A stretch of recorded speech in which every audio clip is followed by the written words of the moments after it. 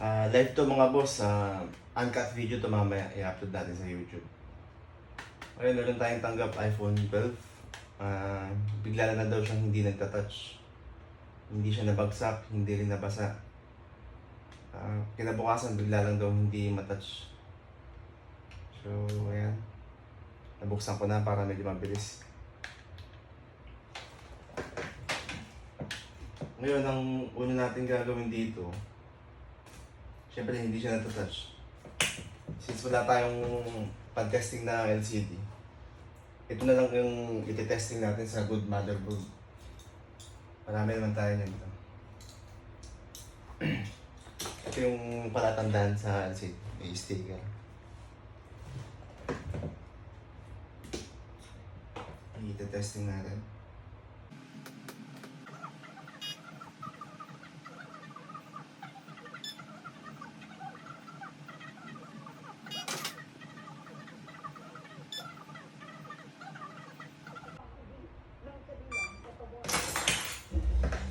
Ito mga boss.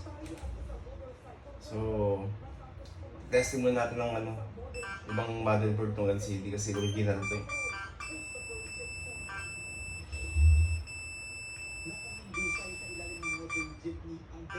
Ayun. Nagtatouch siya.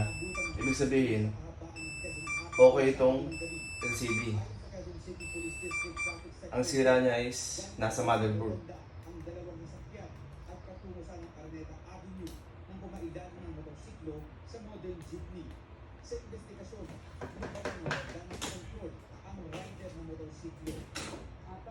So, ang possible issue dito, syempre dito tayo mag-uumpisa sa connector ng touch.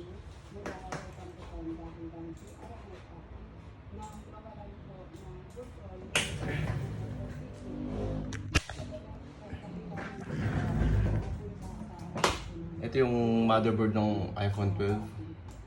Isinugod ka sa ospital ang biktima pero idineklarang dead on arrival. Ito yung connector ng touch. So, lahat yan iisa-isay natin. Ito. Diyan pa lang malalaman natin ng eksaktong sira.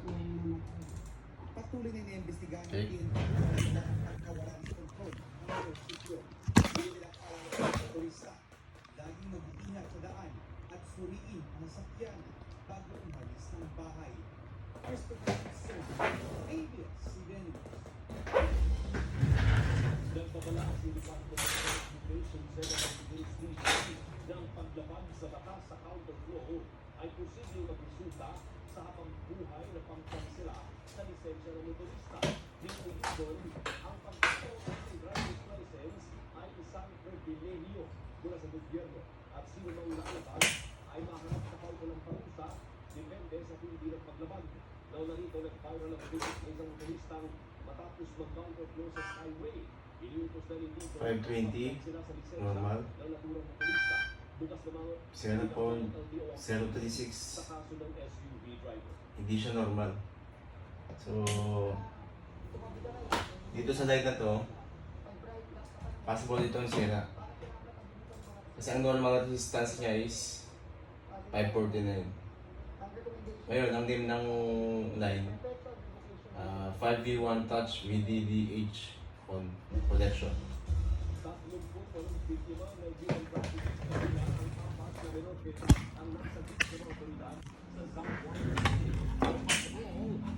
Since ito yung may short, so mga possible na sira nito is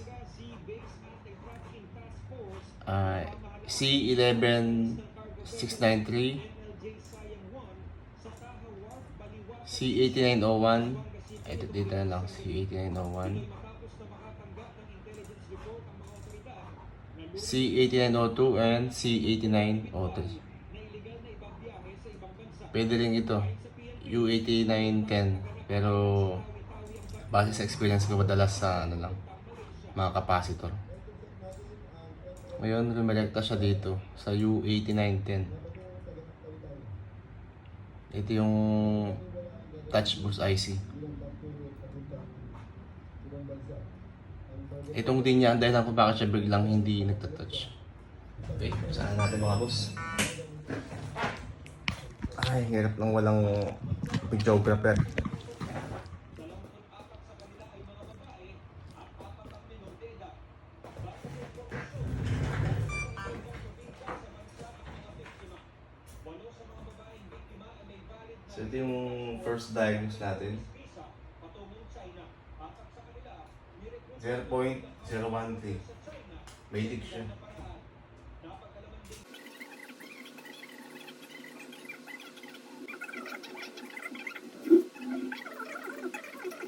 Okay. kung magkano ang sinasabi. So mga boss, dito tayo titingin.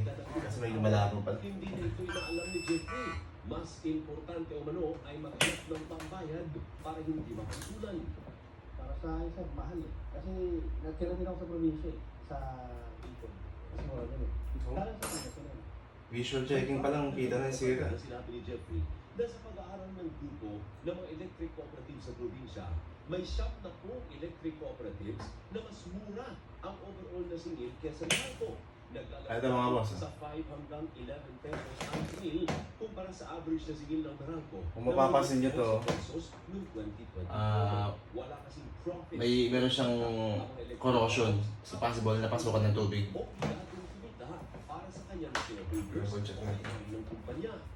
Ang pangalaman po kami, marami pong mga electric cooperatives ang mababa ang CL as compared to CDs. Hindi lang po sa Siya nga. Pero umalma ang naraldo sa pagkukumpara. Iba raw ang kanilang mekanismo at paraan ng pagkuha ng supply ng kuryente dahil milyon-milyon ang siniservisyo nilang customer.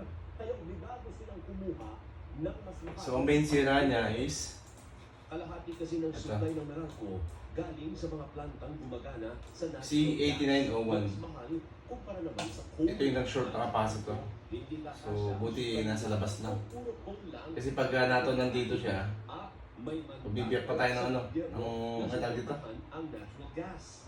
Parang ang sitwasyon. babakasin pa natin yung takip dito na baka medyo delikado yun. Diba? Ngayon, ang sira niya, ito lang. Talaga yun. Kailangan namin balansin yung C8901. interest ng customers namin sa interest ng bayan, ng bansa at sumunod sa gobyerno. Dahil ano naman po ito, it's a challenge to our members to Ngayon, ensure na ito papag natin. mababa sila or at least mababa po yung presyo ng kuryente na ino-offer namin. CR9 2.2F. Sa administration, mas reliable nga ang Meralco kumpara sa maraming electric co-ops. Pero masyadong malayo ang diferensya sa ilang singil ng Meralco. Halimbawa sa Battery 2.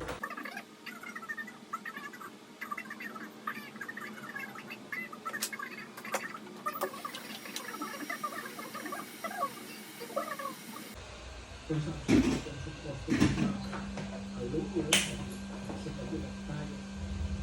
Sa matalang good news sa mga motorista dahil may rollback bukas, 1.50 sa diesel, 40 centavo ng gasolina at 1.30 sa kerosene. May dagdag produksyon kasi ng langis. Ang mga miyembro Ayun, marunong na siya. Pero pagtungkol ng 10 months, Mga maraming boss. isa na rin ang nag-iimbak. 509, kanina 0.013. So ito nga mismo ang sira. So ito, kahit hindi ko siya lagyan ng capacitor, Kahit gusto nila, magta-touch na to. Pero mamaya lalagyan natin. appropriate Ite-testing muna natin para makita. store nito, wala din.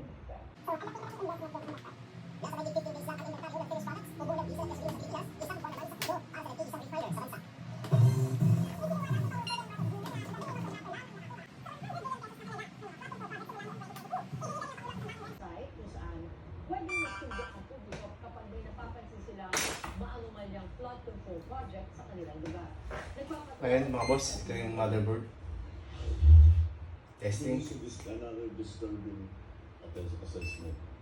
Ganito inilarawan ni Pangulong Ferdinand Marcos Jr. ang pinaghinatnan ang pagsisiyasat ng Malacanang sa mga flood control projects sa ilalim ng DPWH sa nakaraang 4 taon. Sapon. Ayon sa Pangulo, sa 15 kontraktor lamang Basic lang. ang nasa 100 Pero pagka hindi mo alam yung proper troubleshooting, hindi yan basic. project mula July Yan ang dahilan kung bakit marami pa rin nagpapasa hanggang ngayon. That for me was the Ito yung sekreto mga boss kung paano mo ginawa yan. Kailangan marunong kang magbasa ng schematic. projects in Tsaka, almost syempre, kailangan hand skill. Yung kamay. Kailangan magaan. 10,000 flood control projects sa Pilipinas sa loob ng 3 taon.